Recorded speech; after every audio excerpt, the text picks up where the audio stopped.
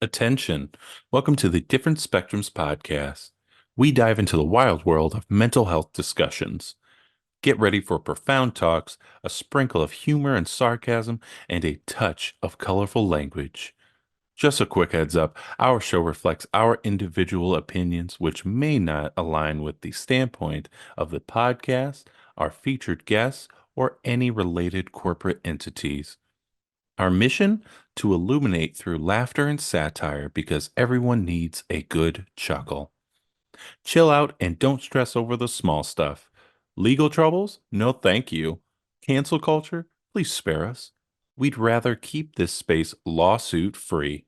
So buckle up, have a good time, and join us as we navigate the vibrant realm of mental health on the Different Spectrums podcast.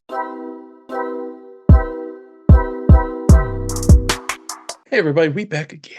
We back and we're live. Very, very smooth there. I'm Spencer, and of course we have our licensed clinical therapist, Naz. Hello, peoples. Dr. Naz. Anyways, remember, don't take us too seriously. Or do. It's completely up to you, piece of shit. There we go. Okay, calm down. Don't forget to round those likes for us. We'd really appreciate it. Shout out to Twink Toys, one of our great affiliates for the program. Yep. You can get up to 10% off your entire order if you use the code DSP or DSP10 down in the link below. So go do that. Great toys, right? Yes. I mean, I got 3 of them in my butt now. It's going to be that kind of pod. Yep. Butt jokes. Nice. Go check out Toink Toys. They don't have butt toys. All right. So technically anything is a butt toy. You just kept it good. You just kept it good. Okay, so as you can see, we have a guest for today. This is going great. Our special guest, they have a background in school psych, as well as she is an executive functioning coach. Please welcome Jessica to the show. Hi, thank you for having me. I'm excited to be here. After that intro, she's like, wait a minute. Hold on. Wait a minute. I don't want to be here right now. Anyways, thank you for coming on to the show. We'll dive a little bit deeper into who you are after the intro. So today, as you can see, we are going to be touching on the movie. Yes, right there. Some things that we're going to be talking about is existential therapy, guiding someone through their journey. We're also going to be talking about duality, as well as conflicting viewpoints. We'll also have some other topics. But yeah, so Naz, anything before we get into the show? I got a feeling this might be a longer podcast today just because there's so much material that me, Jessica, and Spencer have talked about. We are going to have some fun in this because I feel like this is a love-hate movie. I feel like everyone kind of holds that for the entire movie, which is fine. I think there's a lot of satire in it and a lot of humor in it, obviously, but then there's some legit real points that need to be talked about and like therapized. So I'm excited to do that. Obviously, we're going to be talking about a lot of women's issues, but also some men's issues that come up because we're going to be talking about Ken. And the big moral of the story for everyone is identity. Who am I? I don't know who I am. And it's just like the wonderful song at the end. And we're going to get into it. So I'm excited for today. We're going to have some fun. You know, bear with us. Those of you that love us as a podcast, you know, we buckle in. Buckle it up. Make sure your seatbelts are fastened. Right. Wrap it up. Okay. Whoop, whoop. Whoop, whoop.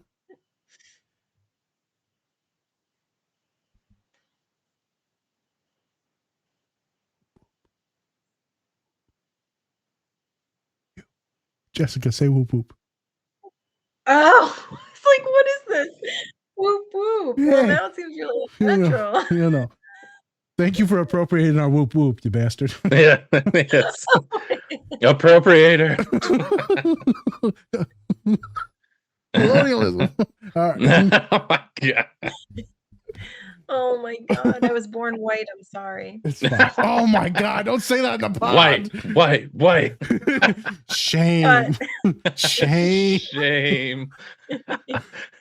Jesus Christ. Way to be white. Yeah. Oh my God. I'm keeping all that in there. All right. Oh, Let's yeah, get to the okay. show. Oh, yeah, okay. Yeah. It's me, a Spencer, and I'm here to talk about our longtime collaborator, Cure Hydration. Cure is a premium hydrating electrolyte drink mix made with organic coconut water and pink Himalayan salt with no sugar added. It contains 4 times the electrolytes of leading sports drinks. My go-to flavor is grapefruit, but if you're not into that, you can go and get their variety pack with 8 different flavors to sample. Go to curehydration.com or go to our link tree and use the code DSP20 to get 20% off your entire order today. Fix them? You're stereotypical Barbie, right? Mm-hmm. That Ken of yours, he is one nice-looking little protein pot. I guess. I'd like to see what kind of nude blob he's packing under those jeans. Anyway, what preceded this? Oh, nothing. A really fun game of volleyball. That's it? Thoughts of death. What is? Maybe some thoughts of death? Thoughts of death! Is that a problem? Oh, What? I've heard of this. Of course, I didn't think it was possible, but it's real. Oh, you've done it. You've opened a portal. I didn't open a portal.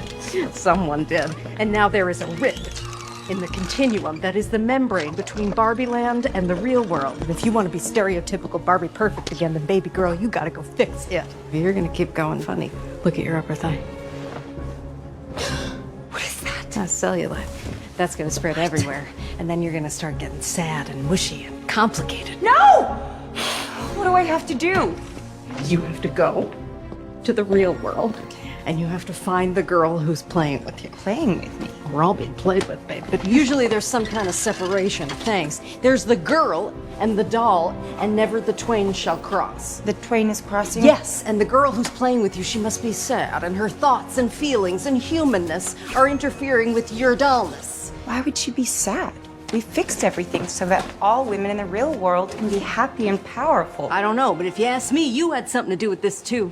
Me? Takes 2 to rip a portal. I can't have. I've only ever wanted for everything to stay exactly as it is. Well, be that as it may, the two of you are becoming inextricably intertwined. And you gotta help her to help yourself.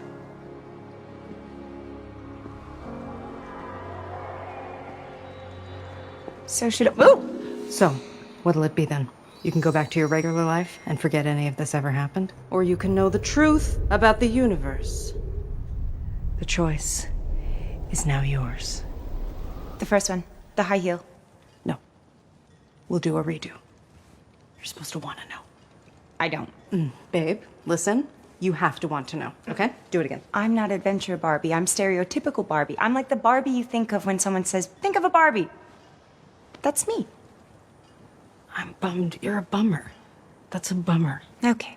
I'm ready to forget now. No, you're doing this one. I just gave you a choice so you could feel some sense of control. So there is no option one? no, you have to fix the rip yourself. Don't blame me. Blame Mattel. They make the rules. I don't want to. Fine, get cellulite. I don't care. No. Okay. Send me through the portal. Okay, there's actually no portal. It's a figure of speech. It's actually a sports car, to a speedboat, to a rocket ship, to a tandem bike, to a camper van, fun, to a snowmobile, brrr, which will take you most of the way to the state of Los Angeles, where you will don neon and rollerblades and enter the country of California. Weird, I know. Best if you don't think about it too much. And then when I get there, how do I find this girl? You will know. Okay. And how do I get back? The same way you came, but in reverse. Like I should move forward, but do the order backward or Don't forward, overthink it. backward? Oh, okay. For you see, if you do not find her and fix things, what's ugly will become uglier, and what's weird will become weirder. And then you look like me. Ah! Oh! Sorry. I understand. I set myself up for that. Anyway, I believe in you. Thank you. Go, be careful. I love you. Bye. Bye. That's Barbie, of course. She's not dead, she's just having an existential crisis. Okay, come on. Hey, what's wrong? I'm not pretty anymore. What? You're so pretty.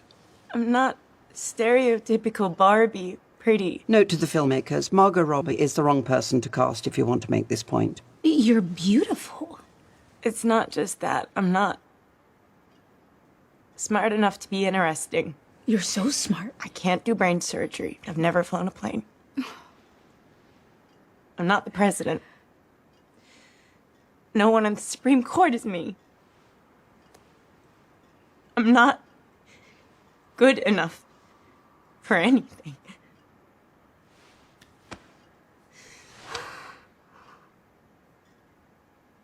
It is literally impossible to be a woman. You are so beautiful and so smart, and it kills me that you don't think you're good enough. Like, we have to always be extraordinary. But somehow we're always doing it wrong. Like, you have to be thin, but not too thin. And you can never say you want to be thin. You have to say you want to be healthy, but also you have to be thin. You have to have money, but you can't ask for money because that's crass. You have to be a boss, but you can't be mean. You have to lead, but you can't squash other people's ideas. You're supposed to love being a mother, but don't talk about your kids all the damn time. You have to be a career woman, but also always be looking out for other people.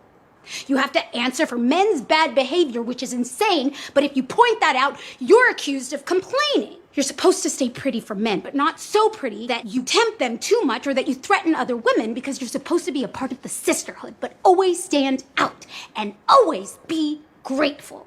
But never forget that the system is rigged, so find a way to acknowledge that, but also always be grateful. You have to never get old, never be rude, never show off, never be selfish, never fall down, never fail, never show fear, never get out of line. It's too hard, it's too contradictory, and nobody gives you a medal or says thank you. And it turns out, in fact, that not only are you doing everything wrong, but also everything is your fault.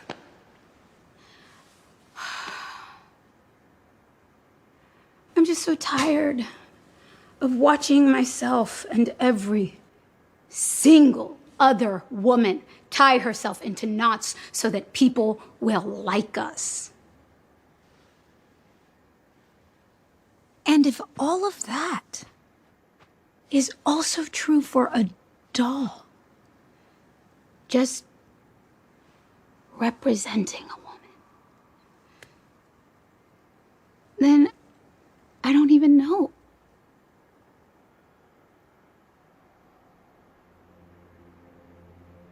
Wait. I did write a book. It's like I've been in a dream where I was somehow really invested in the Zack Snyder cut of Justice League. But what you said broke me out of it. Really? Yeah. You're back. She's back. By giving voice to the cognitive dissonance required to be a woman under the patriarchy, you robbed it of its power. Yes.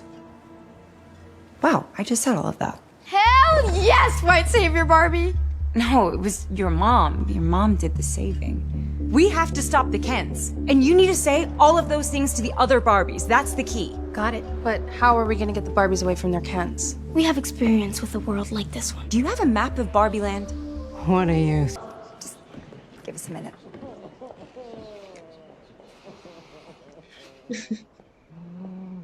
Ken? Are you okay? Yeah, totally. It's okay if you're crying. Yeah, I cried too. It's actually kind of amazing. I'm a liberated man. I know crying's not weak. Okay. You want to sit up for a minute? Yeah. This, it was hard writing stuff. I didn't love it.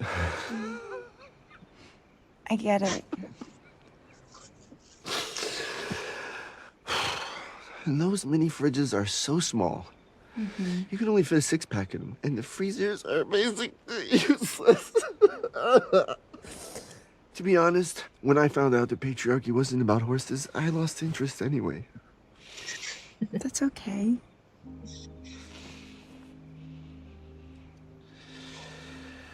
I always thought this would be our house. Oh. Ken, I think I owe you an apology. Huh? I'm really sorry I took you for granted. Oh.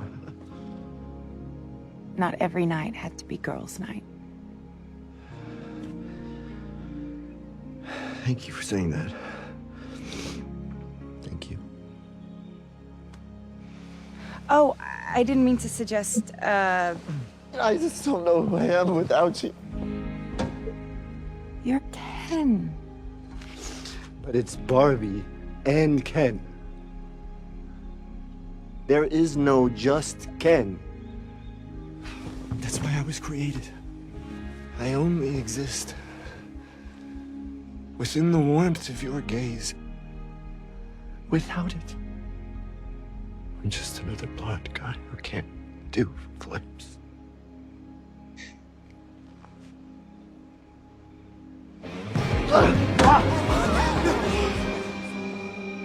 Maybe it's time to discover who Ken is. Okay, I think I get it now. No. This isn't the answer. I feel so stupid. No. I look so stupid. I look so stupid! Oh, no! You look so cool! Okay, Ken, you have to figure out who you are without me. Why? You're not your girlfriend. You're not your house. You're not your mink. Beach? Nope, you're not even Beach. Maybe all the things that you thought made you you aren't really you.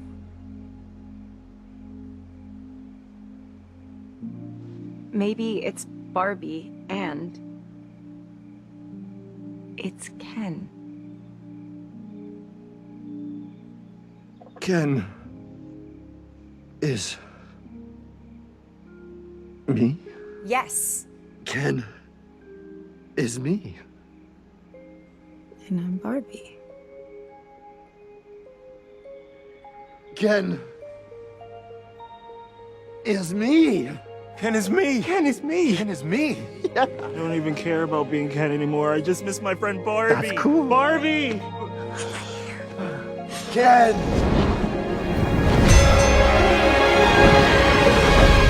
I want you to have it. Oh, that's nice.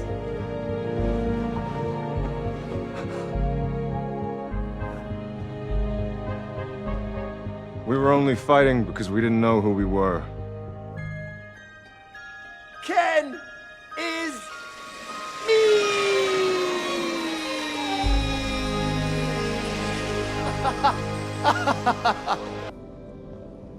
I'm not really sure what I'm supposed to do now. I've always been stereotypical Barbie, and I don't think I'm really good at anything else. You saved Barbie land from patriarchy. That was very much a group effort. And you helped that mother and daughter connect. They really helped each other. Maybe you're self-effacing, Barbie? Maybe I'm not Barbie anymore.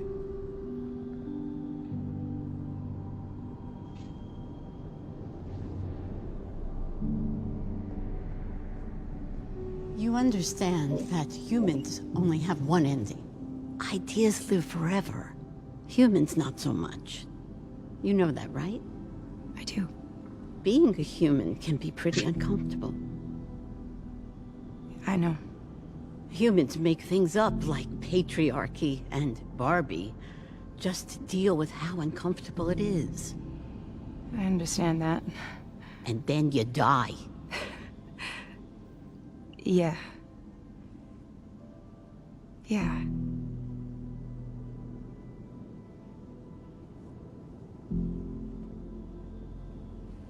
be a part of the people that make meaning,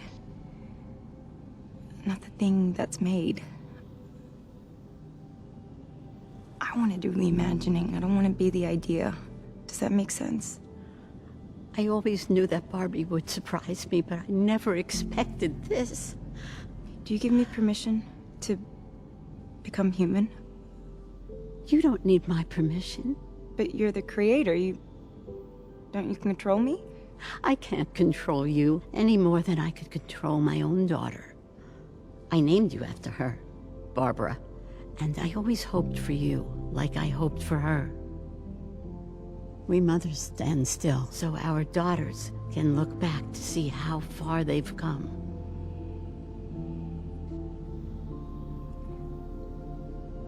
So being human's not something I need to ask for or even want? I can just... It's something that I just discover I am? I can't in good conscience let you take this leap without you knowing what it means. Take my hand.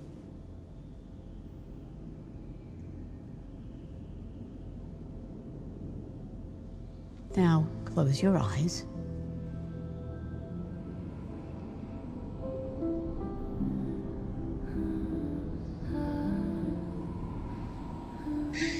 Now, feel.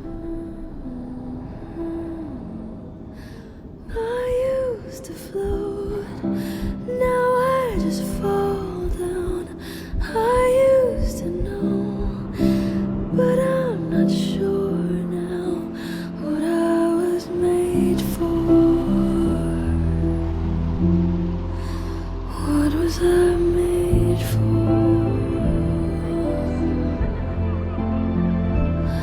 'Cause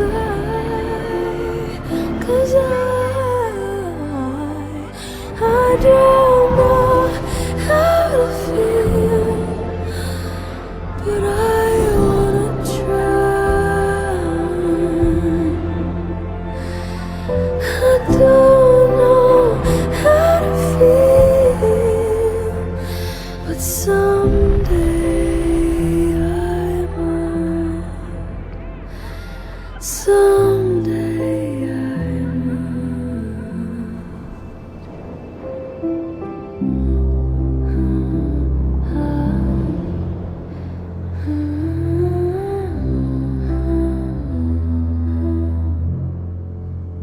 Yes. Hey everyone, I'm here to talk about our new collaborator, Toink Toys. They have a wide selection of, you guessed it, toys and other great collectibles. They have products from Marvel, Star Wars, Harry Potter, and everything pop culture. You could say they put the toy in Toink. So go check them out at toink.com and use our code Different Spectrums Podcast to get 10% off your entire order today. We back again. We back and we're live. This is live as all of us want Barbie to be right now. Good Lord. Good Lord. That Lord. Right. Also, She's not Ken, a real person. Did you see Ken's abs? I mean, Ryan Gosling, that man works out for his roles. Let me tell you. I'm trying to tell you. They look like the bread you get and it's buttered at the store. It's like the little rolls. Only your fat ass is going to talk about fucking the dinner. buttered rolls. It looked like right a now. buttered dinner roll. Oh, buttered dinner roll. What are you talking about? What is happening? All I know is everyone in this fucking show makes me hungry. Am I a cannibal? I'm a cannibal now. Yeah, I think so. I think you see people as food, which is not a good sign for anything. I'm gonna wear them. Oh my God.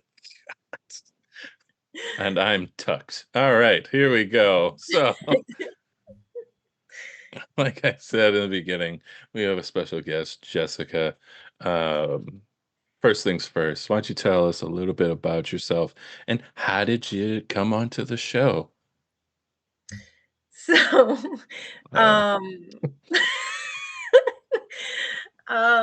So I'm Jessica. That's Hello. the first fact of the day. Nice to meet Um, you. um, I am so I've been in the mental health field for a long time, like 10 plus ish years. Okay. I started out working in the group home, like residential setting, working with families and kids who are like temporarily separated due to like family traumas and things like that. And I was like, um, working on like our program helped reunify the families to their children. And I loved that so much. It was like, oh, such an amazing experience. And that's what made me realize I wanted to work with that kind of population, like people who are, I guess, like emotionally fragile, like trauma histories, things like that. Um, and then after that, I went back to school, got my master's in school psych. And then I got a job as a school psychologist in a therapeutic school for high schoolers. And what else did I do? And then on the side, I started doing executive function coaching. And I absolutely loved it because I've what I realized from doing it was that like I could see my clients in like a short period of time like take action and get real concrete results. And that's like why I was like toying with like, do I want to do therapy? And then like I didn't even know coaching existed until I got into it. And I just loved like the pragmatic, like practical application, like skill building, and like actually seeing like these big changes. So I loved it. And I started with kids and now I work with people across the lifespan. And I really love working with adults too. And I recently left my school to do it full time. Okay. Nice. Very nice. So if you could you explain to our audience what an executive function coach like is and kind of what their role is with like their patients or clients that you see? Yeah. So an executive functioning coach is um hard to explain. I'm not gonna lie. It's Okay. something I'm All like right. trying to figure out how to All right. explain in a way that people understand. But Okay. I will say that like school psychology training is exactly aligned with executive function coaching Okay. in that coaching so like executive functions are a like complex set of mental processes in our brains, Mhm. and they allow us to like plan ahead, set goals, achieve goals, follow through with the things that we want to do, make decisions, like all of the like manage our lives essentially. Right.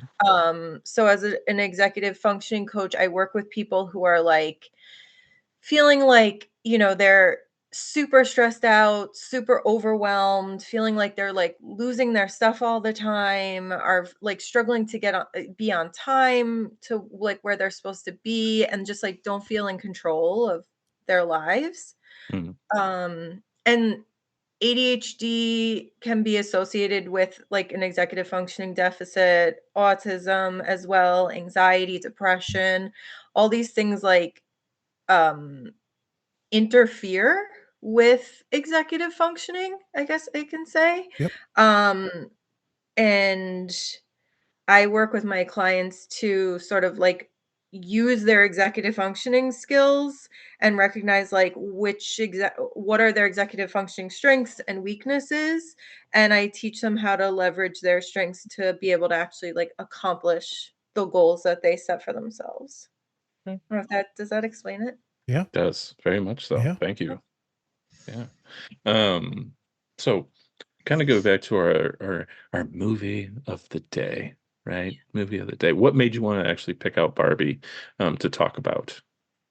So I feel like Barbie is a fun one. Yeah. Like Nas said before, it's like a love-hate movie. It's like and almost like you love that you hate it. It's like I love the like girly stuff, and Yeah. but also I just want to like throw up on it. You know what I mean? Like Hey, I don't know. I love you so much. Hey, I don't know how else to explain it. no, that's fine. I technically they had picked like Dead to Me, and I was like, well, we already did that. And they said, well, your Excel sheet said to pick something from the. I'm like, God damn, I didn't update it yet. The executive functioning isn't the best. You think that we're gonna update things? We have ADHD, so Yeah. we can't focus. The fuck.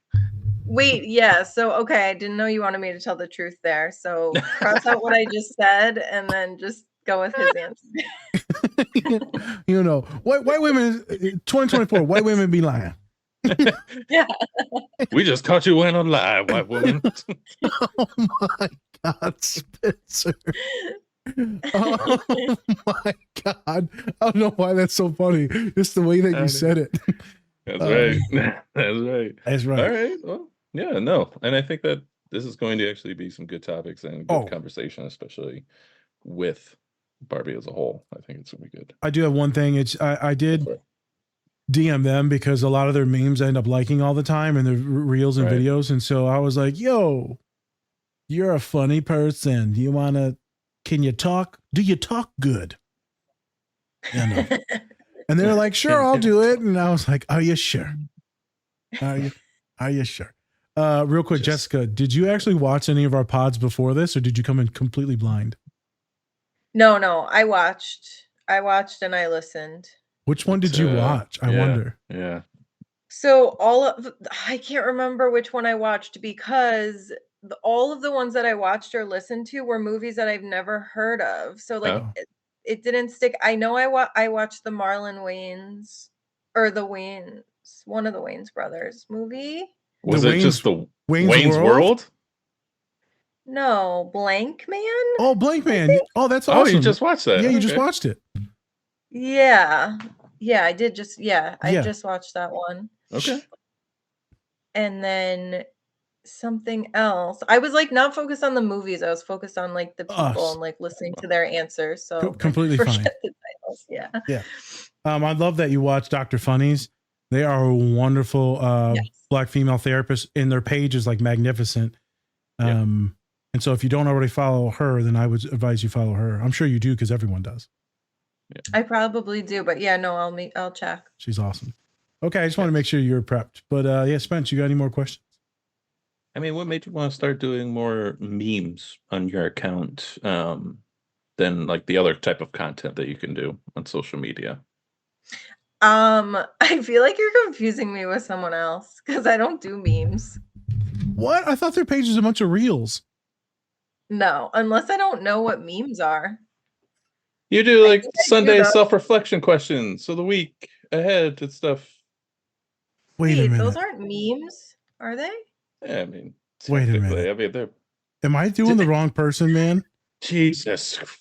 Am I thinking of the wrong person? I'm definitely thinking of the wrong person. Oh, thank God you're thinking of the wrong person. I was like, do I not know what I'm posting? Oh my God.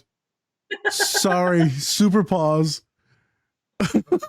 I get my white women mixed up now. Yeah, that's fair. And your white men. You know, they all no. Yeah, okay. That's a blunder on us both. Yeah, Spencer, you're supposed to. I swear. Self-reflection question. I thought those are memes. I don't know. Spencer, you idiot. No, they post all psychoeducation. It's more advice. It's all psychoeducation and advice. No. So this is why I was interested in your page, because of the high impact on education. I've made some comments and reposts from your page specifically. So I booked 2 people back to back. The other one was the meme person. You are all the psychoed that I really loved, and the art and like just how easy it is and attractive it is, right? It's very pleasing to the eye. So that's why I also wanted to reach out to you. I've seen you on here and I was like, yep, we're going to talk. Sorry about that. That's like, okay. She's like, am I doing memes? No, you're not doing memes. You're actually like intelligent. No, I actually, it's funny that you say that because I love comedy and all I do is listen to comedy podcasts, but I haven't really figured out a way to make my like professional presence funny because I'm afraid of, Correct. like we were talking about before, getting in trouble for things that I say because I could say a lot of things, Yep. Okay. so I don't say Hey, them. Hey, that's all right. what do you got to say there? No, I'm joking. What What do you mean, you wanna say? people? I didn't like them. What? What? No, Jesus. Sorry, those are not her words. You know who. So- I again apologize. I got you mixed up with one Yeah, other no. person. I'm sorry. that's totally fine. But she was definitely the dead to me person. I know that. All right, whatever you say. Whatever That's you say. true. I don't believe That's nothing. All right. Anyways, let's get to the movie. I do it. picked the show, but with 2 white women. Yeah. Well, and then you do Barbie. And then I do Barbie. I know. I was thinking, I was like, did he ask me to do Barbie because I'm white? No, I asked you to do Barbie because the other white woman that was supposed to do it dropped out. She can fill in. She has the same viewpoints. She feels white enough. Yeah. Yeah. See, I told you I She's- can say things. She's slightly ambiguous, but you know what? Well, it counts. It counts. It counts. She won the good All ones. Oh my god. Oh my goodness. Okay, All continue. right. Anyways, let's get into the movie.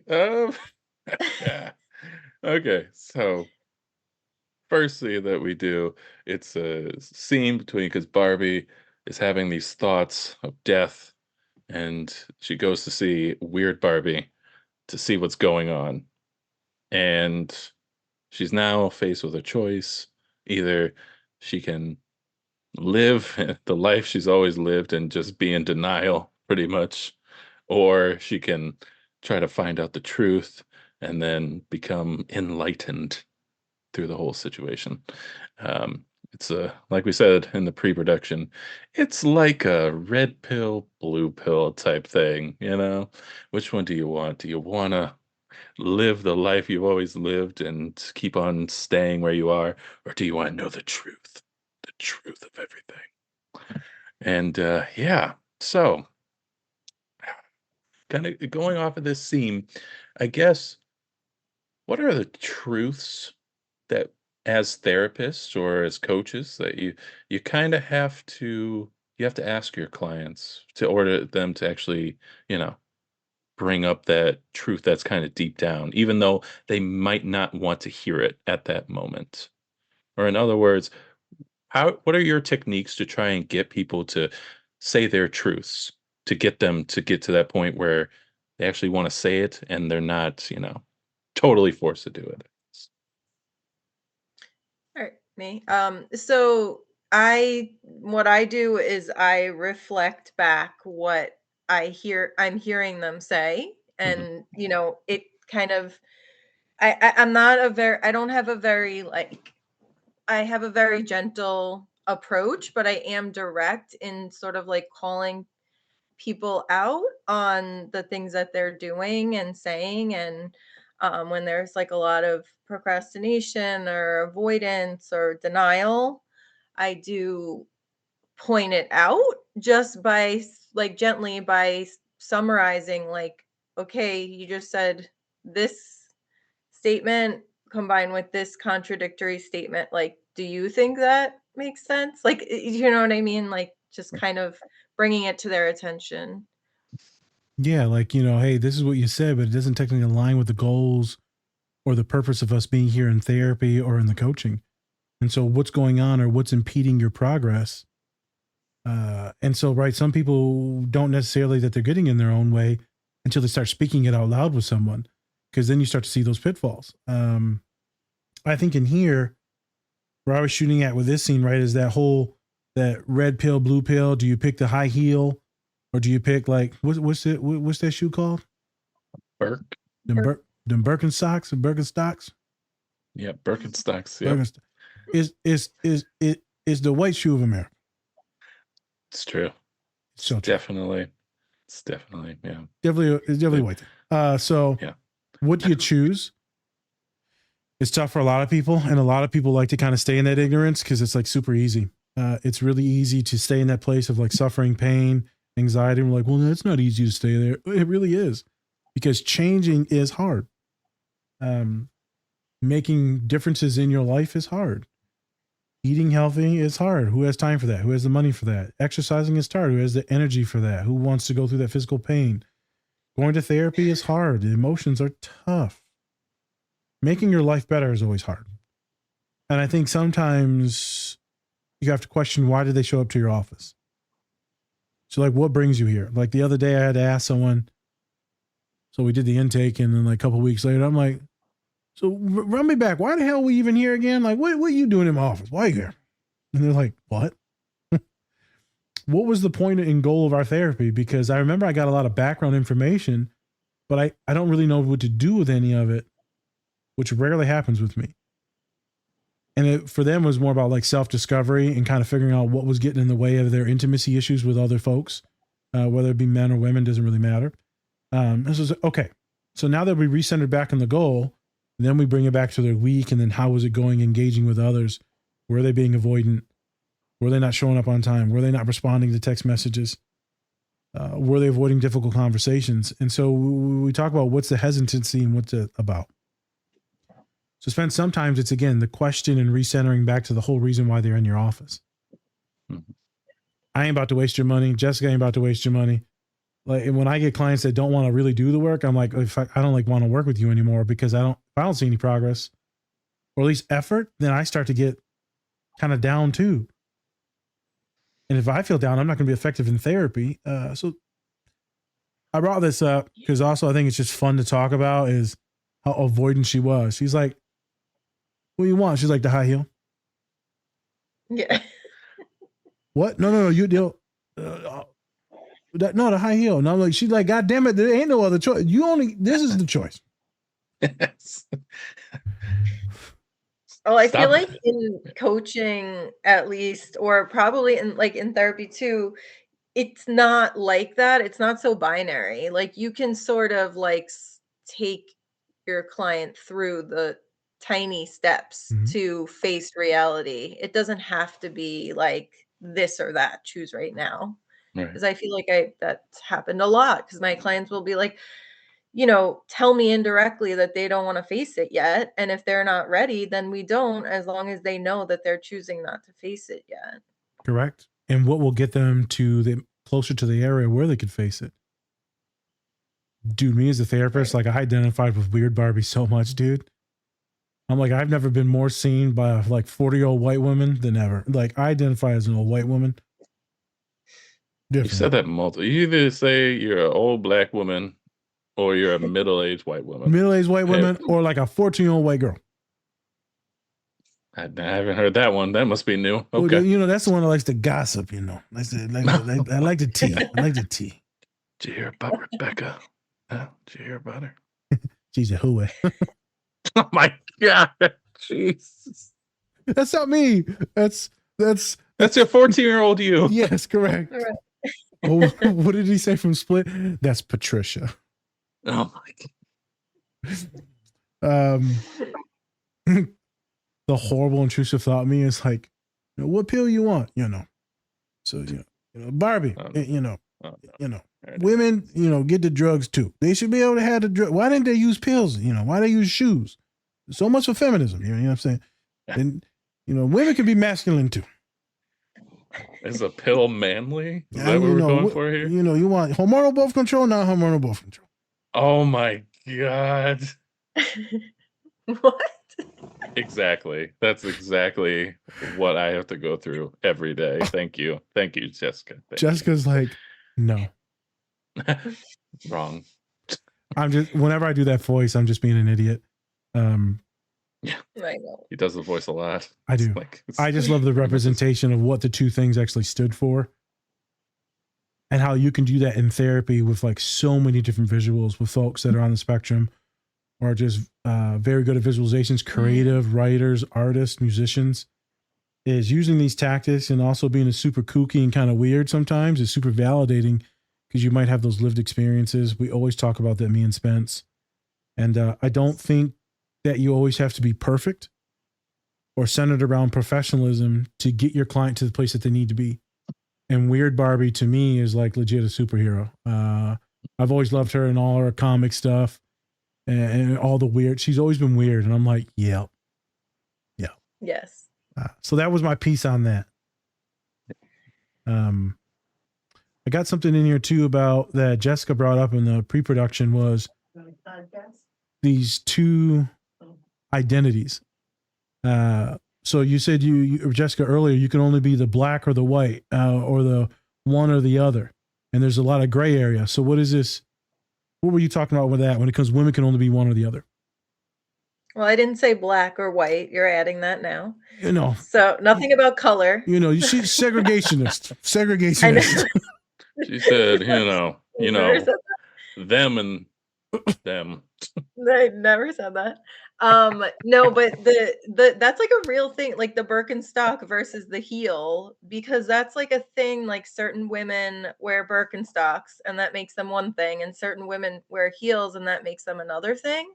And it's just like the idea that women are defined, like that our identity is not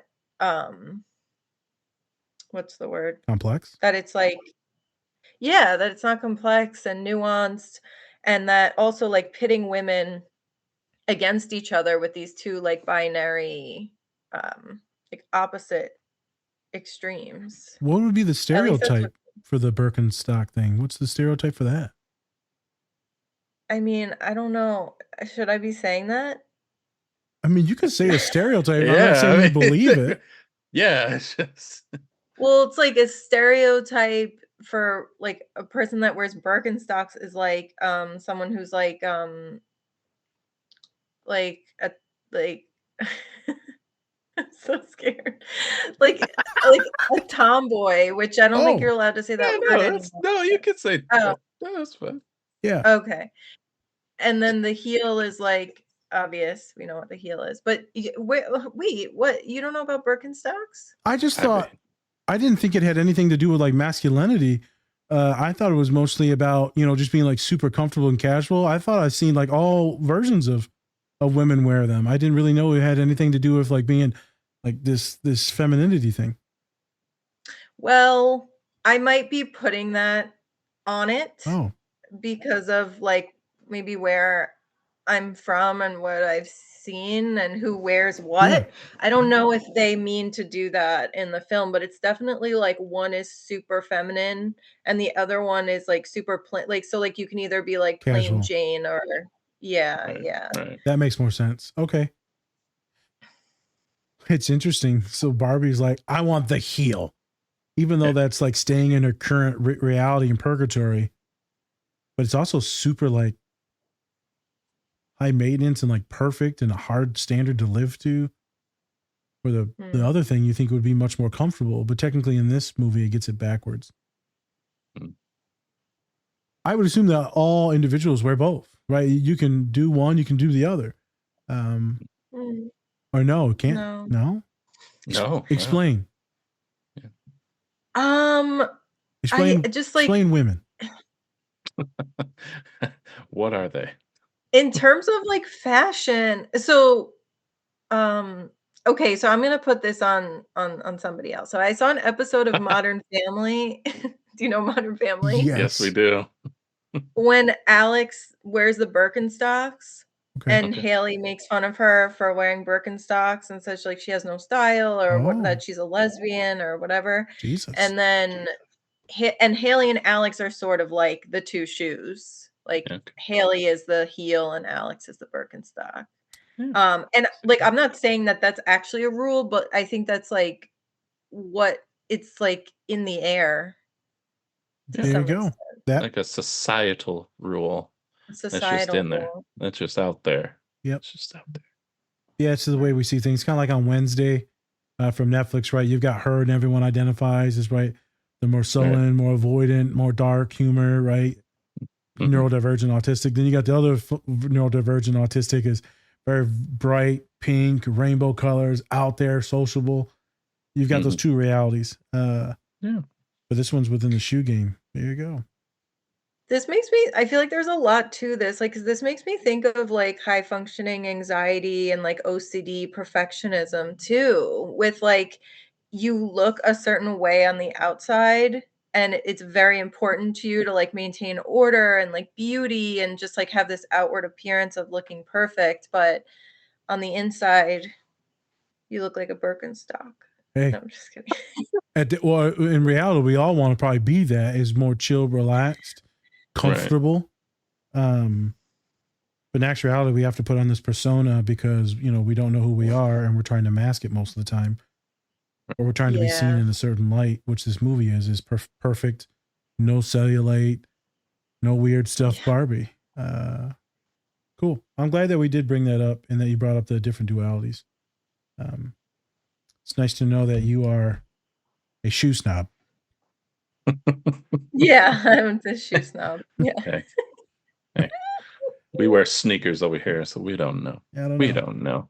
I mean, I guess it's kind of like, wearing Jordans or something and compared to like a dress shoe Yeah. for guys, right? Kind of like that, right? Yep. Little, they're different. They're different.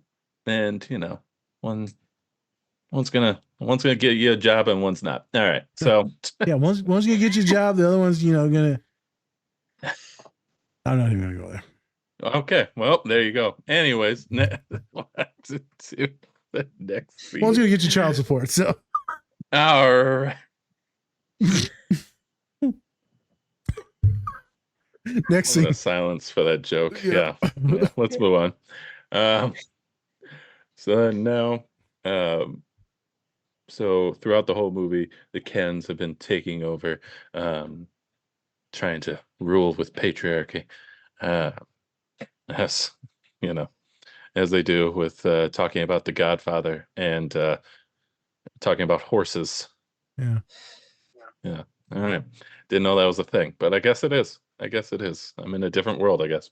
And so now in this scene, talking about fear of change, because Barbie's just so used to being like the pretty one, just being doesn't she thinks that she is not worth enough because she thinks she's not smart enough. She doesn't think that she's all these different things, and so she's having that crisis of who she is and trying to find that out. It mixes well with the Ken scene, also with him trying to figure out who he is as well. So they're both kind of having, all of them are having that dilemma, not knowing exactly who they are. Um, I guess Jessica, when you talk to like your clients and stuff, and especially when you're trying to get them to change their ways, that's probably like a very difficult process because people just don't like changing. Is that correct? Yeah, I mean, change is scary. What I like to do is I try to make it less scary. Like, we always start with, like, you're already doing so many things well. Like, let's start from where you are already doing the things that maybe you don't realize that you're doing things well, but you are. Like, you already have strategies, you already have resources at your disposal, you already have strengths.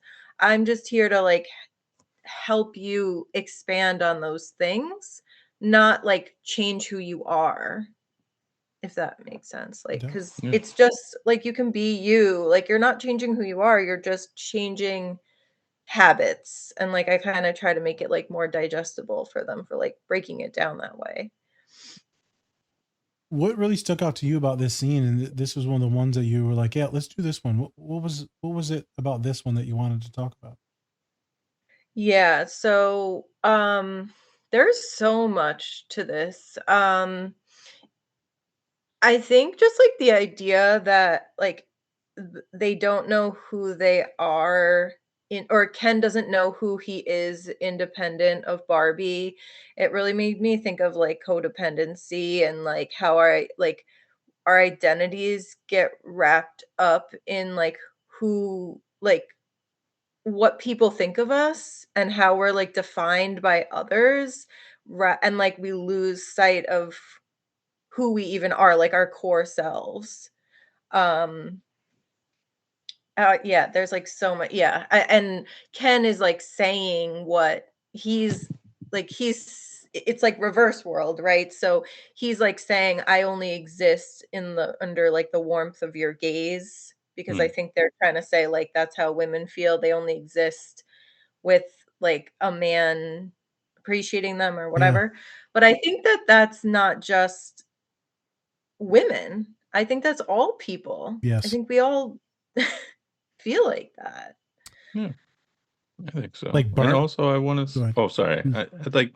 I also want to say, like, I think when sometimes we're in relationships, we also kind of lose our own identities because we think that we either have to conform to each partner and what they believe in and stuff like that, just so that we can make a relationship work. And so I think sometimes we don't hold our own independence in relationships, and then we lose sight of who we are. And then once that relationship ends, then that you have to go find yourself again, depending on especially how long you've been together and stuff like that. Is this really who I am, or was that just me when I was with them? And I think we see that in both scenes. It's just like, am I really enough without this person? Or am I Mm. really enough without having all these other, attributes too? I think that's, I think that's also something that conveys in this scene as well. You're right. I mean, both of them. So in this one, where right, she's talking, she said, "I don't feel pretty anymore," and they're like, "Well, this is probably the wrong person to say that I don't feel pretty anymore," because right, Yeah. good Yeah. lord, Oh no, sweet Jesus. sweet old Jesus. Um, like you made them look like this, and then I look like this. Fuck you. Pretty much everybody in Australia is looking good. This is how it is. Is it? Look at Hugh Jackman. It's the water. It's the water. Yep, it's all the spiders. Like you have to look good to fend them off. Exercise. Exercise. Um, um, but right, you're right. When you said that about Ken, it's like under your gate, I have to have you look at me. But also, she's always thinking about I need to be pretty and perfect and look at me as well. So even though it's a reverse world, they're both under that guise or gaze of this facade of perfectionism, thinness, beauty, symmetry, aesthetics.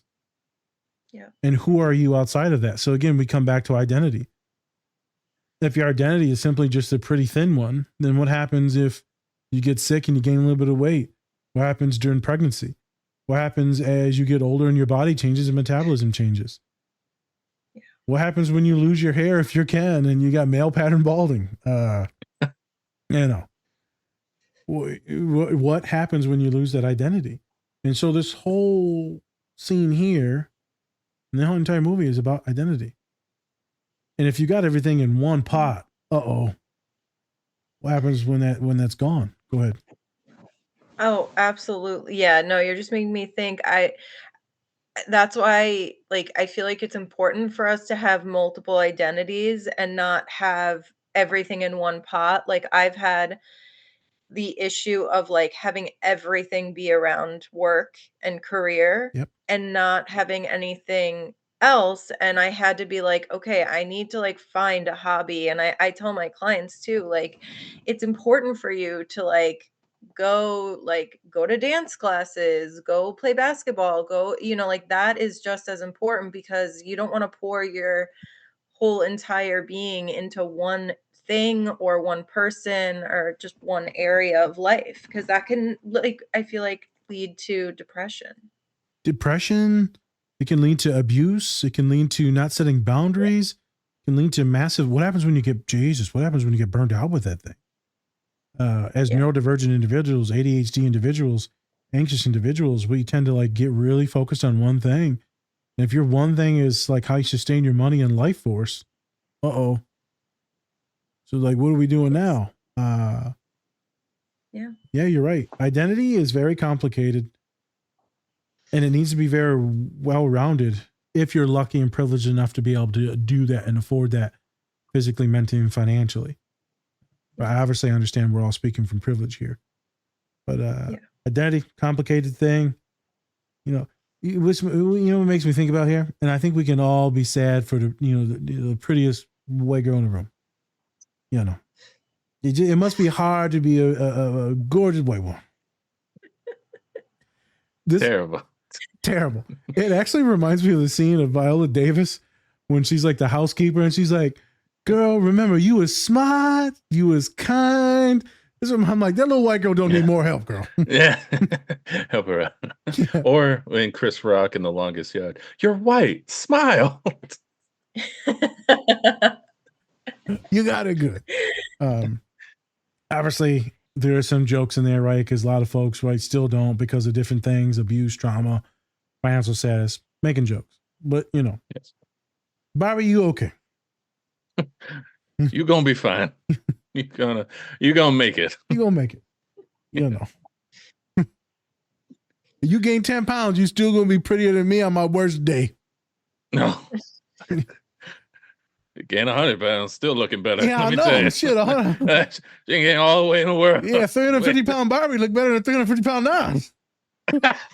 Shit. I dated 350-pound Barbie. I dated 350-pound Nas. Yeah, fuck that motherfucker. That motherfucker, you look like you got mold. Jesus.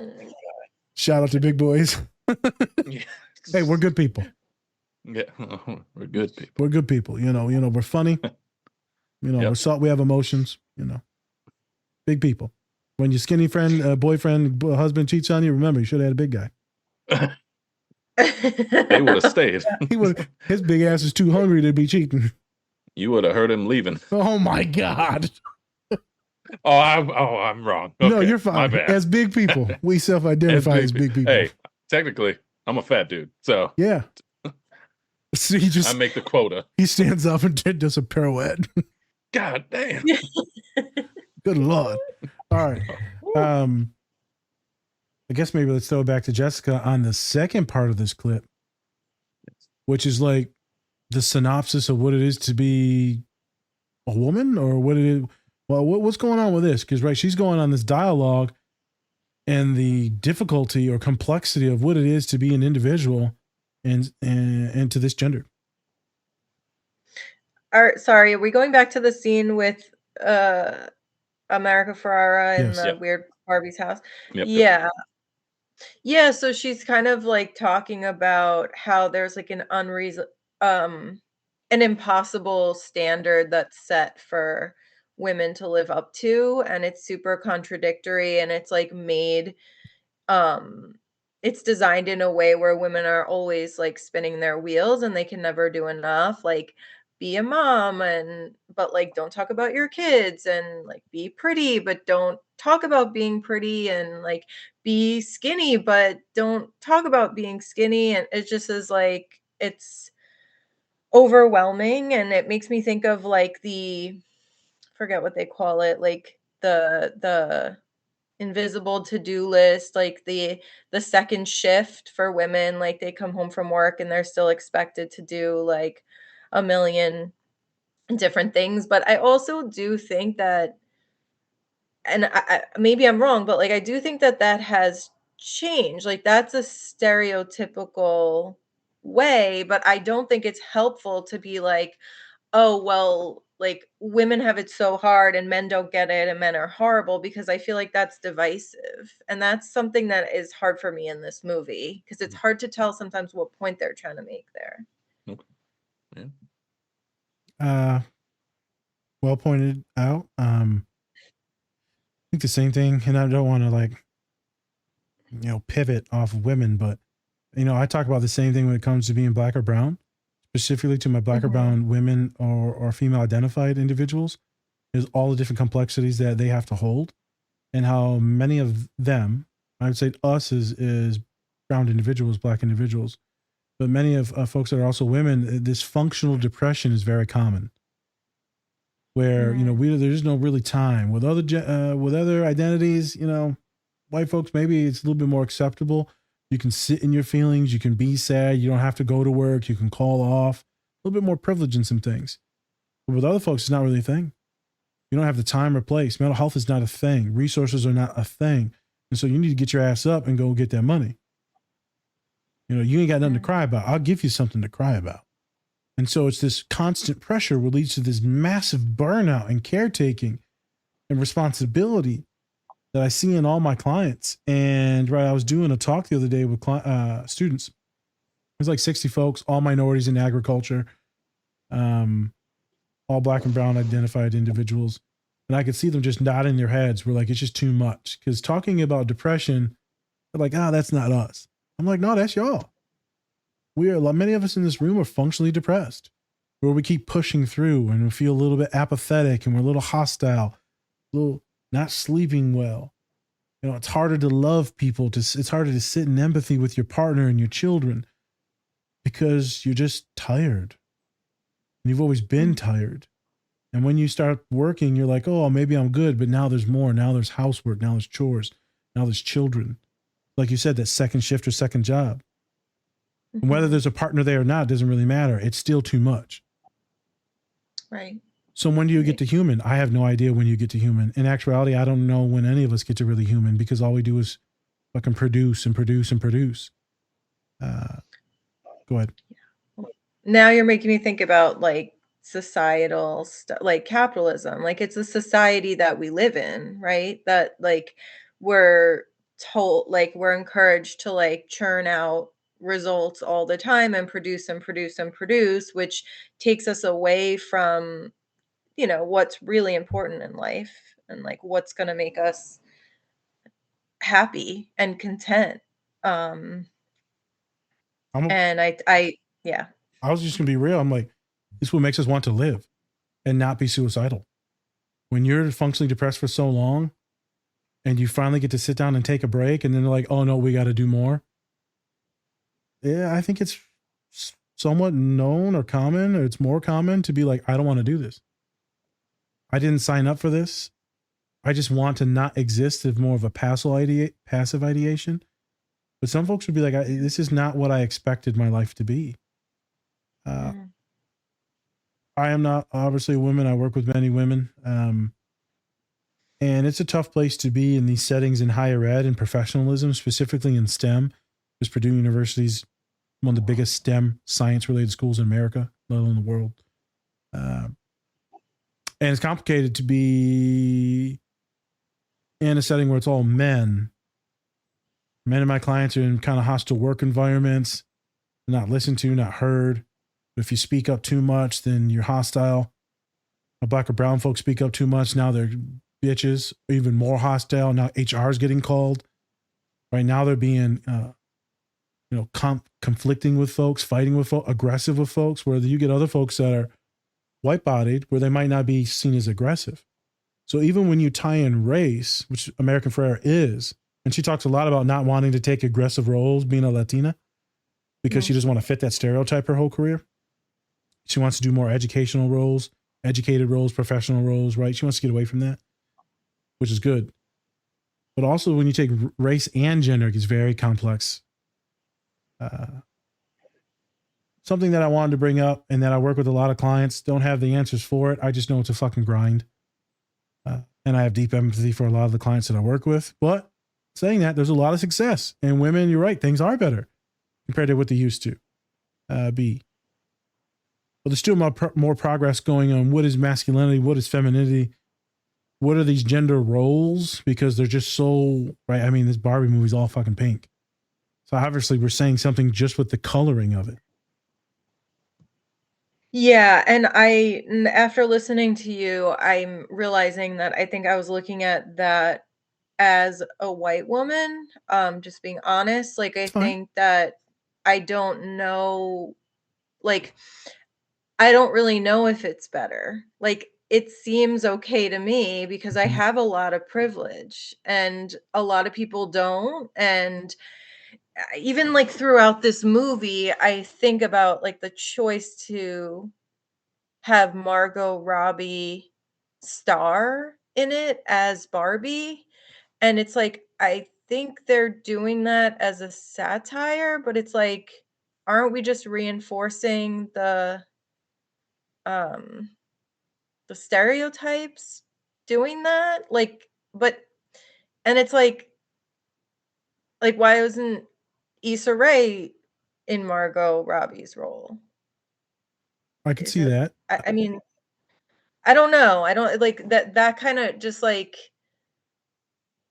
yeah, I mean, I get it. She's stereotypical Barbie, but you're still like making the white woman win the Oscar and all that. You know what I mean? Like, I don't know if she did, but you get what I mean. No. But still, sold a lot of tickets, and she's gorgeous. I guarantee there's a lot of women that looked at her as the ideal of femininity, and I guarantee you there's people that left this with some body issues. I guarantee you there's some men that left this with body issues. I just made a lot of funny jokes about Ken being gorgeous.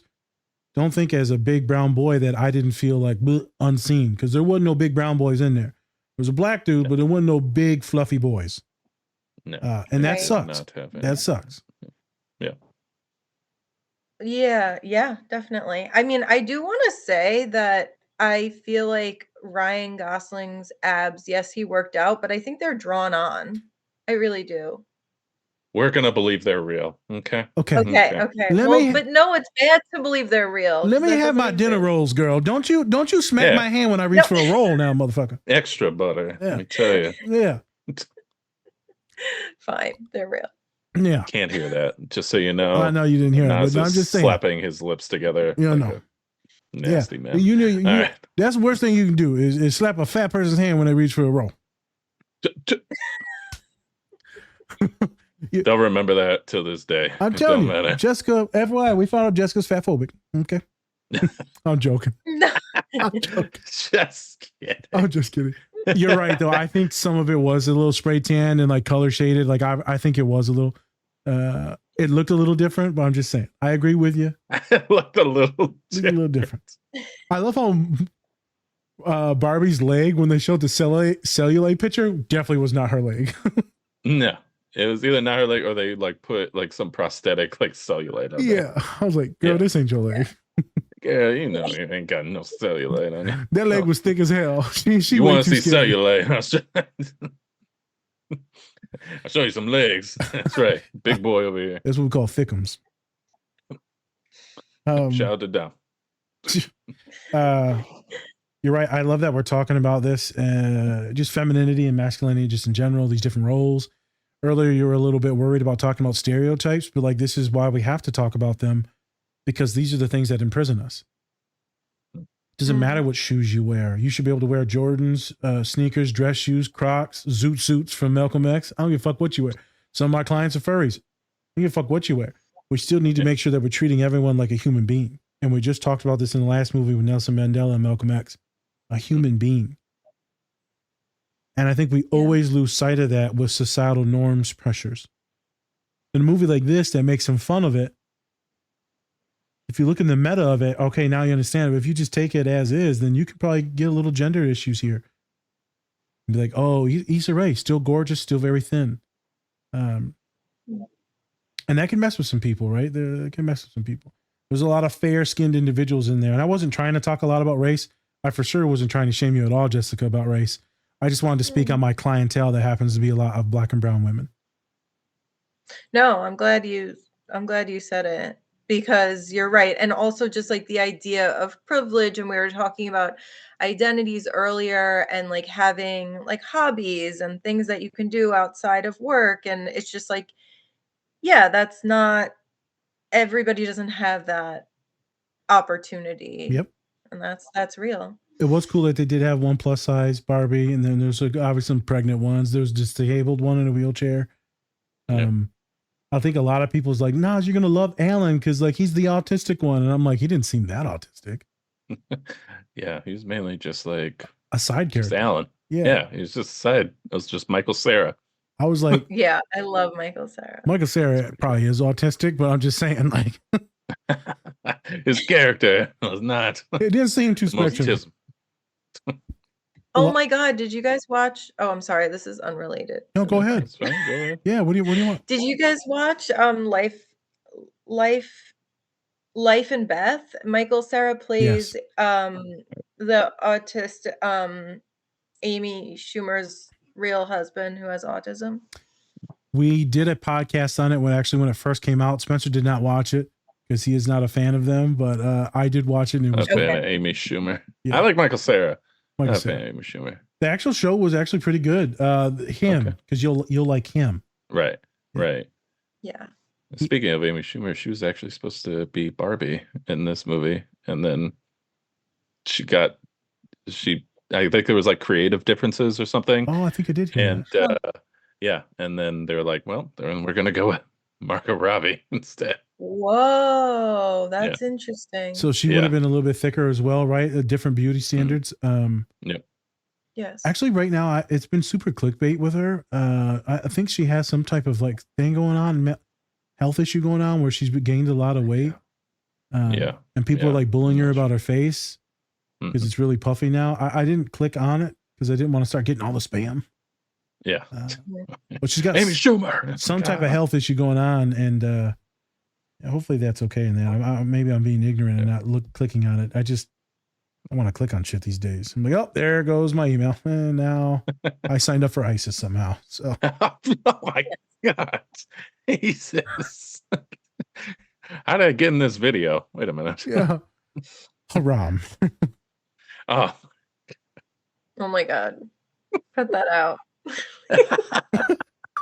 I'm gonna disappear. I'm gonna disappear in my background. There it is. I'm gone. Oh God. Okay. So as we're moving on. Yeah, again, wonderful speech. Suspense. Next one technically is the actual Ken scene. Well, why'd you want to do the Ken scene? What was up with that? I think it's a great scene to show just different types of masculinity, right? You know, and I also think that why not get some Ryan Gosling in there? You know, get some of that butter and rolls. What was your viewpoint of him and like him trying to take things over with like this patriarchy? Did any part of you like, yes? I was like, take it all over. Let this end like this. Yes. We took over the real world and Barbie land. Yeah, that's right. We got it all. We did it. I also love the fact that like throughout the movie, it's just like the CEO and execs are like just all white guys pretty much. And nothing changes about that. Like, No. nothing that didn't change at all. No. They're still head of Mattel. They're still doing their thing. That didn't change, even though they're like, hey, yeah, the president and founder of Barbie, like, was a woman. And you're like, okay. Did anything else come from that? Or No. Oh, okay. They Cool. killed her. So Yeah. They got rid of that. Yep. That took a little longer than they expected, but they got her out. They eventually her got out. to her. Yeah. She didn't even evade her taxes. That was just made up to kick her out. Yeah. They just really wanted to down kick her while she's down. Yeah. Oh my gosh. I'm not gonna lie, man. When he goes into the real world and he sees like how it's all like for men by men, he's like, bro. He's like, I kind of digging this. And he's like, the world is ruled by men. And I was like, shut the fuck up. Hey, we did it. He tells the one guy, he's like, patriarchy's pretty fucking cool. He's like, yeah. He's like, y'all are doing it really good, and or you could be doing it better. And he talks about things, and he's like, yeah, but it's more hidden now, you know. Yeah, it's just like we're still running this. Yep. But you know, from over there. I thought that was super interesting because it's like so real. Satire, so real. And then obviously he goes back to the Barbie land. Besides that, like he talks about him being what did he say, a woke man, or I'm like a new age man? What was that word that he used? I'm a confident man when he's crying. I'm enlightened. Oh, maybe that's what it is. I'm an enlightened male. Yeah. And so he cries, and that to me is just like magnificent. Watching him cry, saying like, "Hey, man, it's okay to cry," and she's like, "You know, it feels really good." We say that, but then like right before that, like somebody's like, "Is he crying?" Like, what the heck? You know? Because still have that in there. He runs out like super feminine. But that's the whole thing, though. It's like Ken is like, even though he's trying to be like this manly man, it just quote unquote manly man, he's still doing it in like the Barbie way, though. or in the Ken way, right? And it's just something about it. It's it just feels like he's just forcefully trying to be like manly and be like, ah, yeah, patriarchy, we're taking over now. And then it's all just him just trying to be with Barbie all It's the it. time. And it was Yeah. just a show to get her attention. And it Yeah. reminds me of like men and how we'll get like the cars and the chains and the clothes, or like we'll rev our engines like in high school. And even to this day, your dude's like Right. flying down the fucking street when you go to a pub. Like, cool, dude, you Hey. just hit a fucking kid. You hit a disabled lady. You feel good about Hey, yourself? I did it for her. I did it for her. She's not even looking, but I did it for her. You feel that engine, girl? Like, what are you talking about? Jesus. We're in a RAV4. Jesus. Sure, I felt it rattle. It's Yeah. like from 1986, but It just thinks of all these stupid standards that we think women are probably attracted to. And then I wonder if the women actually get tricked into being attracted to it. Like, I have no idea. Like, I think you're making a good point about how, like, I think for men and women, a lot of times, like, we don't know. We think there are certain things that will make men attracted to us and vice versa, and those aren't really the things. So we're both like going in the wrong direction, and then we're both like unfulfilled. couldn't say it better.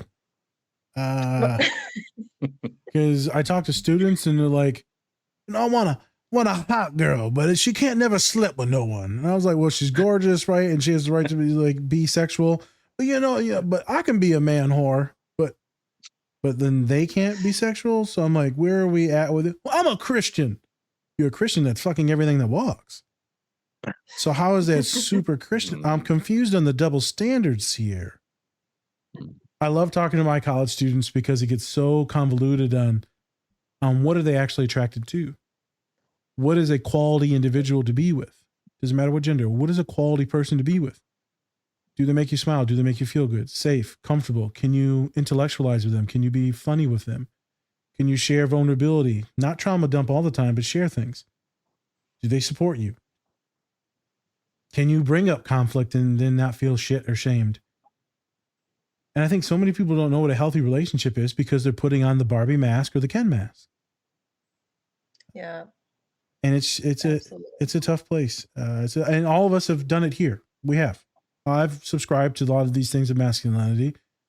Mm-hmm. I've done the car things. I've had this badass car with rims, and I'm like, look at my car, girl. And she'd probably like, no. Yeah. You look moldy. Moldy. Jeez, keep saying. You look like melted cheese on a patty. Yeah. Yeah. Like my car, I thought when I got my car, I was like, oh no, like they're all gonna start coming after me, all the ladies. Oh, nothing but dudes just compliment me on my car. That's it. Your car Only and your dudes. ass.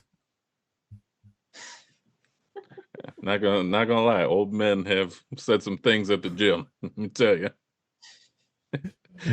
Wow, you're doing squats pretty well. I'm like, yes, I am, sir. You know, yes, I am. He's a good looking man. In prison we do. Or wait. Oh, Jesus. That's why I'm never going to prison. Yeah. Shout out to never going to prison. So Jessica, I want to pick your brain, right, as our female correspondent. Sure. I'm such a female. Yeah. No. I'm such a I don't even know what that means. Let's just go with it. What do you think? Pause. Better question. When you're looking for I don't want to assume things. Earlier, I think you said that you had a partner or no? Yeah, married. Correct. That's what I thought. I assume male, but I don't want to fully assume. Okay. Yeah. Yes. What is it that you look in a partner? Is it the fancy car and the fancy job? Like, obviously, you need to have a job because they need to make money because mama ain't bringing home no bum. But, what is it that you, and then I'm going to talk to, and then Spencer can talk. What is it about you, and what do you look for in an individual? And I'm not telling you to gas up your partner, but like, what are healthy things for people to look for in partners that either you are attracted to or just what everyone should be attracted to? Oh, yeah. I mean, I think it's really hard because I think there is like what you think you're doing on the surface in a relationship and what is going on under the surface and like what you're subconsciously seeking. Right? Like, Yes. you could think, like, you're doing the healthiest thing ever, and then you're like, "Oh my god," I'm like, "This is, like, a trauma response." So it's really tricky, but I will say that, um, I think, like, a healthy relationship is, like, coming back to the movie, like, both having your own identity separate from each other and not, like, not feeling like, "Oh, I would die if I wasn't with this person." Like, I could be without this person. I want to be with this person, but if I wasn't with them, I would be okay because I have me. Like, and I know Definitely. that's, like, easier so much easier said than done, and I've made a lot of mistakes, but I think that that's something that we're not really taught and is not portrayed in movies, and um, yeah, it shouldn't be like this romantic, like, proposal that's, like, like, that stuff I think is just not important. It's not what it's about, that's a distraction that's coming from society, and it's not what's gonna make a healthy relationship. So yeah, you talked a lot about like healthy relationships, healthy intimacy, making sure that right, both of you, Spencer even brought it up, different identities that you want to be with each other, not that you have to be or that you need to be. So we see Ken become right very suicidal in that scene and like want to jump, and then he goes to kiss her. It's always funny when my couples like the one person will be nice and they're like, oh, they want to date me or marry. I'm like, no, they're just being nice to you, dude. Like, calm the fuck down. Like, they can be nice to you without actually wanting to have sex with you. You sure? She flirted with me. No, she just literally helped you out with your homework, dumbass. I literally don't even think like they're flirting with me. I'm just like, oh yeah, cool. Like I actually miss cues when they are flirting with me because I'm just like automatically like, they probably don't. I've done a lot too. Yeah. Or I'll flirt with people not ever actually wanting to push anything. I just like to have fun and like talk shit. And they'd be like, so when are we going out on a date? And I'm like, the hell you talking about? Who are you? I ain't dating your ass. I only date people with hunchback and webbed toes. Delicious. They live in a bell tower. You look like Shrek? I got you. You from France? Sorry. Do you cook your beans on the grill? What does that mean? The beans I don't, know. beans don't burn on the grill. Fish don't fry in the kitchen. The dumbest shit I've ever heard. I've never been in a healthy relationship. I don't know what I'm talking about. Yeah. What? What? Yeah. The person with as many stuffed animals as me is deeply satisfied. Yes. You got a lot going on there. I wanted to bring some of this up because when I'm looking for humans, whether it be friends or romantic partners, I think you find out what you're attracted to throughout life. I think at one phase in life, you could be attracted to this and then they can grow and change. That can also morph and go back. Usually I love being around folks that are a little bit more masculine. And by that, I mean, I grew up in a brown family with a brown mother that's very masculine and she runs shit and like, you're terrified of her. And so most of my partners have been, black or brown women. They're a little bit terrifying, Hey, I like to slap around a little bit now. Hey, I like a little fear. Yeah, I want someone that can beat my ass and hug me. You gonna kill me in my sleep? I hope so. Yeah, I hope so. I want you to pour some hot butter on me. Oh no. She said, "Oh no, it's always back to butter." I'm not a dinner roll. I'm more like a muffin. Big muffin. That's a big muffin, girl. That's a big muffin, That's boy. a motherfucker Michelin man. I'll tell you that. Yeah, damn. That motherfucker boy. I say that because I want to preface this. One time I did fall in love with an individual that was very kind and very sweet. I've told Spence about it, told many other students about it, that I didn't even want to swear anymore because they weren't comfortable with swearing. But their humanity, I was like, oh my God, women could look like this and be like this and I could be attracted to them. And after a time, I found out that it was not only these certain personality traits, but also people's humanity and their kindness and their empathy. This person wanted me to be, I wanted to be a better person because of this person. I was like, my God. They were magnificent in so many ways. Other things happen. I don't believe in long distance, blah, blah, blah. Long story short, right? Shit didn't work out. You can be attracted to many different things in life, and you can lose many things in life. And to be with someone, to love someone, means that you will undoubtedly lose them. Whether you get sick, they get sick, maybe you break up, maybe you move apart. Things you will lose. They will lose you, or you will lose them. And I think love and finding the right partner is making sure that you're not completely devastated to where you don't want to live. And in saying that, if I was to lose any of my close friends, it would be very hard to move forward. So why am I saying all this? It's hard to know what you would do or how you would react in these certain situations. But to do what Ken did when it's not even reciprocal, the love, and it's kind of stalkery, and now you're like negging them, I don't think that's going to land you the girl. And if negging does land you the girl, or a man, or human, or furry, if it lands you the guinea pig fox. Oh my God. It lands you Miss Piggy. I'm a pivot. Yep. Then they probably got some issues going on where they're accepting you to be this type of person and treat them poorly and abuse. Maybe you got some shit. Maybe they got some shit. And this sounds like a really narcissistic, maybe like borderline-y relationship. Be very cautious. So what fosters this love and growth and connection? The moment that they had at the end was magnificent, and then he takes it too far. And it's time for Ken to figure out who he is and what he wants. And I think that's what we're all trying to do every day.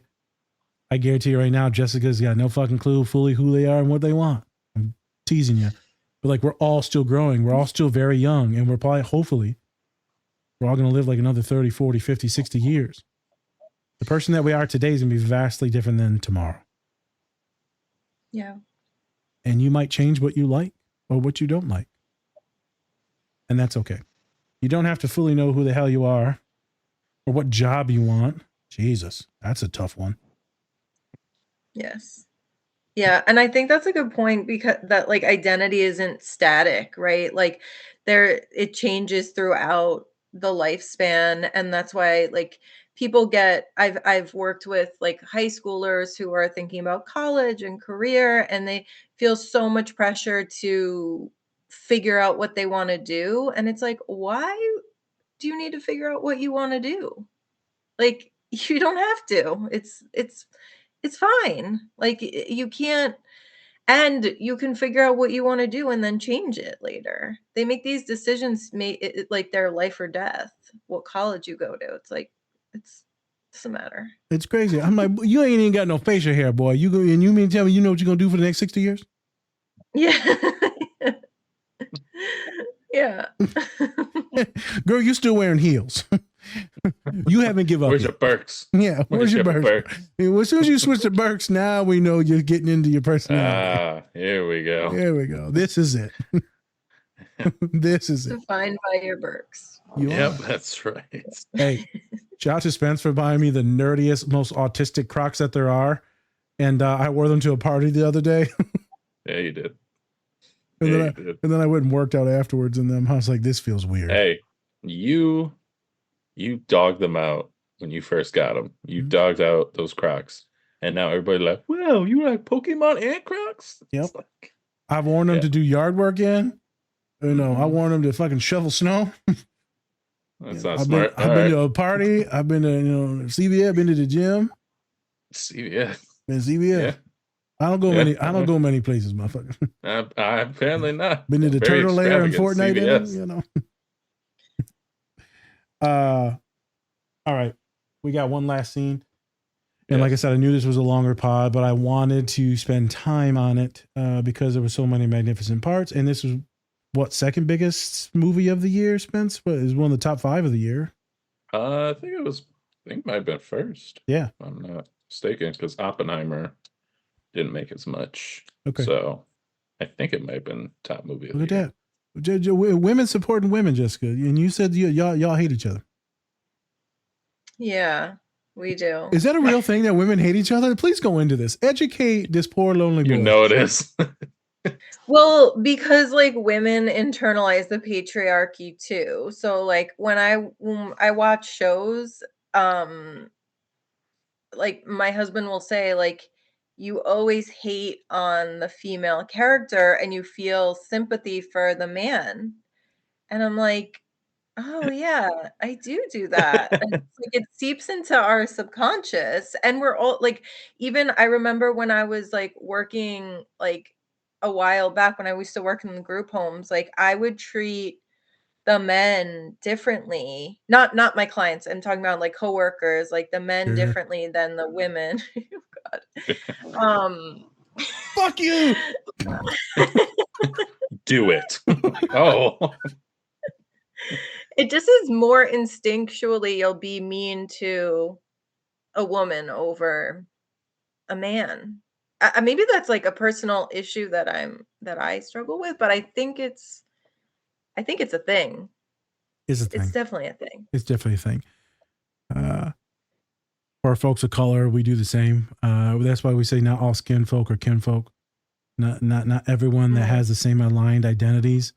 You're gonna kind of shit on them. I ain't gonna lie. When I see other folks of color, specifically they may look like me or just other men in like mental health or therapy, like I'll be really hard on them. Like, nah, man, you fucking shit up. You messing stuff up for like me.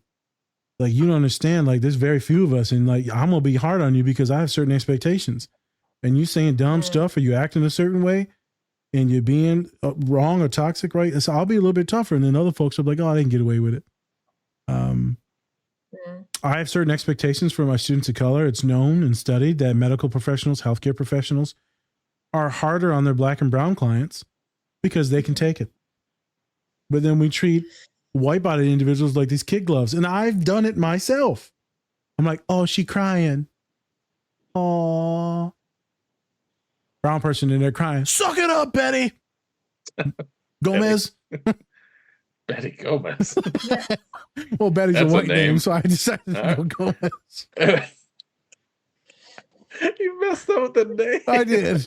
You know, the dyslexia. Betty Gomez. There we go. You know, Put some hot sauce Betty. on it. Some Cholula. Because all brown women got to be spicy, huh? Oh, okay. I'm just saying. Yeah. Yeah, you're right. There's so many bland brown women out there. Girl, you're bland. You must be autistic. Jessica does not agree with any of these statements. She is not laughing at these statements. No comment. She is silent and not giggling at all. I plead the fifth. Fifth, sixth, seventh. I plead it all. I plead them all 10 of them. I think you are right. I don't think it's just you. I think it was a really good observation by your partner. Why do we do things like that? Is it jealousy? Is it resentment? Is it maybe that we can't do the things that they're doing? Is it because they're setting a bad example? Is it because we're judging their bodies and looks and appearance? Maybe their colloquiums? Like, I just don't. Why do we as humans do this? We're so fucked up. Yeah. Well, it's society's fault, right? Not like any individual person. Like we're just a part of the system. We're like players in the system. And I think like I look at white women like automatically, like I'll judge white women harshly because they're white, especially now. Because I'm like, oh, thanks a lot for fucking it up for me. Like, I can't control this. Way to let the cat out of the bag, you morons. Yeah. Way to be racist, you piece of shit. Thank you. This is your fault. Thank you, Gertrude. You could have just went back to Betty. No, I could have. Betty's a good white name. That's Gertrude. Betty's a good Christian white name. That's Gertrude. an old white woman named Gertrude. She gonna beat some people of color. Jeez. Oh my God, that was my grandma's name. Well, she beat some black people up, didn't she? No, I don't think so. I don't think so. We're gonna do a pivot. we gonna do a pivot. She's behind the hose. All right. Anyways, Shout out Gertie. Shout out Gertie. Yeah. Grandma Gertie. Hey, Yep. That's her name. power to the people. All right. Anyways, anywho, did we even get to the Ruth scene? Did we even get I to don't it? think. Oh, okay. So Yeah, you pivoted so far from that. I did. Yeah, what are we talking about? Oh no, Exactly. We're talking about how we can't live with or without white women. Yeah. Let's just end the show now because we're just okay. Last scene. I think it's just magnificent as a counselor, as a therapist, to guide someone through that, finding their identity. That's why I wanted to put that clip in there. It's extremely difficult. It's scary. But when you get them to take that breath that she takes, and that breath always comes with a tear, especially when they've been anxious and OCD and really revved up, and they get them that first session and they finally were able to speak to someone for the first time. And then you're like, breathe, kid, it's fine. Then they cry. And then we start to do the real work and healing after that. This entire movie is a story arc about someone going through the journey of being ignorant and blind, falling apart, and then coming back to reality and to live their truth. And I think she goes to the gynecologist at the end.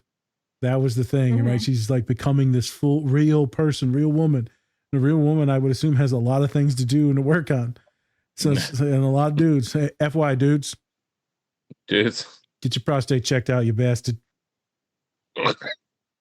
Yeah, she's going to gynecologist getting her stuff checked out. Dudes, check out your health. We're dying too much from cancer. Ken.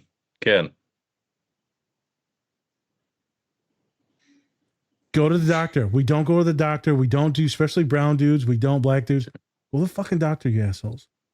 Yeah. Like, don't just like go to the doctor just for that. Like, go to the doctor in general. Get your blood pressure, your don't sugars. Just, like, hey, doc. Or like my doctor. He's like, you've been waiting for this all year. I was like, you're a perv, man. That's what he said to me. You've been waiting all year for me, haven't you? I'm like, are you supposed to talk to men like this?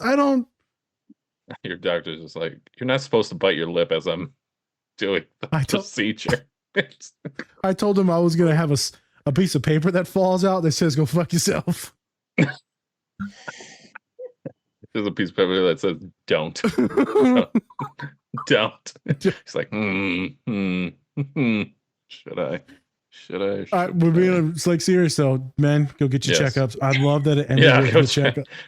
Isn't it like 30, 35, something like that? Were you supposed to get your prostate checked? That also just blood pressure. I was ignorant and didn't take my blood pressure medicine for probably 10 years. And then finally another male friend that's a doctor is like, you're going to die of a heart attack.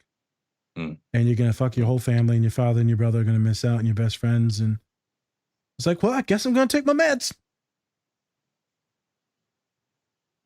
Yep. Look at you. Now look at you taking your meds and almost passing out on the podcast. The fuck's the point of taking them? I don't know. I don't know. Jessica, any seasoning, any sauce that you'd like to put on this last scene, or just the podcast in general today? Well, I was gonna say, I feel like this is important, but like the idea when she goes to the gynecologist at the end, and you were talking about like being harder on your black and brown students, that like research shows that like doctors treat black or brown women like they have a higher pain threshold than white women. So don't use a white doctor. I don't know, maybe I'll say that differently. No. Wait. Leave it there. You went the wrong place there. Have a doctor that is understanding or affirming or an ally to individuals that are black and brown bodies. Yep. There you go. That's what? very well said. Very well said. Sometimes when I get nervous, I'll just say like exactly how I. Well, welcome to our show. So. FYI. Yeah. You might be autistic if you keep doing that. So. Welcome to the club. No, am I autistic? I could be. Well, you're definitely anxious. So. It's anxiety. Yeah. It is. You've actually done very well. I've enjoyed you. Yeah. Yeah. You've dropped dimes too. Yeah. Yeah. Real good. Yep. Yeah. Dimes. Now that I actually remembered who you are. Yeah. I wrote a note. Imagine I never Doesn't told have you. memes. Yeah. Okay. Not my future BFF. I think it was, were you thinking, wasn't it Dr. Funnies that had the memes? No, that was another person. They are coming on the podcast in like 2 weeks. Literally, both of you booked at the same exact time. I looked through your Instagram the other day, though, and for some reason I didn't scroll down because I was like editing and putting things in place and like tagging all your stuff. Again, that's my bad. It's someone else that's doing some other type of therapy things, whatever. No, I don't care. I am super glad that you came on. I'm glad that we finally got to Barbie. Many different topics. We could have spent probably hours on every small little one that we talked about. The big thing is, representation, understanding what patriarchy is for men and for women, understanding what these gendered expectations are, understanding what these societal things that Jessica kept bringing up, whether it comes colors or shoes, dress, the way you present yourself, like all these things, folks that are neurodivergent, folks that are autistic are ingesting all day, every day. And we're trying to find the right algorithm to be the proper person in society. And it can be super overwhelming for everyone, even neurotypicals. But for our population, my God, it's too much. And this is why many folks are like, I don't co-op any of this shit. I'm going to do me. So I'm glad that we did this. Me too. Yeah. Spence, any seasoning? Nope. I think that's all. Actually, Jessica, do you want to give out your socials and anything that you got coming up? Sure. I'll plug away. Plug. So my Instagram is School Psych Mind. I'm actually in the process of forming my own coaching and consulting business. Yay. Nice. I just Congrats. got my LLC. Like it's in the process, in the works right now. Very nice. So I'm probably going to be launching a new Instagram soon and getting my website finalized and all that fun stuff. Besides that, I'm just gonna do regular stuff. All right. You're going to be a person. Right. Yeah. I'm doing things. Well, I'm doing things. Hey, well, this is what I want you to do. I want you to look at your partner tonight, and I want you to, hey, we're going to butter you up tonight, honey. Don't say that. Please don't say that. It's already been said. It's already been said. No. It's already been done. I already buttered you up like a biscuit. Like, Just gonna dab the dinner roll like how you dab the pizza grease off. I don't even know what this is. No one knows. I have a lot of weird kinks that aren't kinks. They're just Apparently really with bad food. visuals. Yep. It's all right. On that lovely note, thank you so much for joining us, Jessica. Love to have you back sometime to go through this weirdness again. Thank you for having me. Yes, thank you.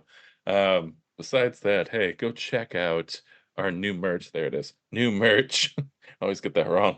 New merch that we just dropped on our website. Pretty cool stuff. Just DSP diagonally. That's it. That's all you need. That's all you need, really. Yeah. We have a whole different colors and different styles as well. Shirts, tees, all of it. So go check those out, and then also go check out Toy Toys. Get your discount if you go to the description down below, as well as our other great affiliates. And then soon, probably after this, we'll be affiliated with BetterHelp. So we are going. Yes. That's huge.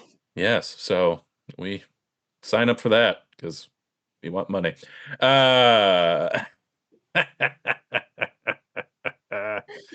Anyways, thank you so much for watching. I'm Spencer. That's Nas. This is the Different Spectrums podcast. All right, everyone. Much love, and remember, take care of yourselves. Or don't. That's completely up to you. Peace. Bye. Bye.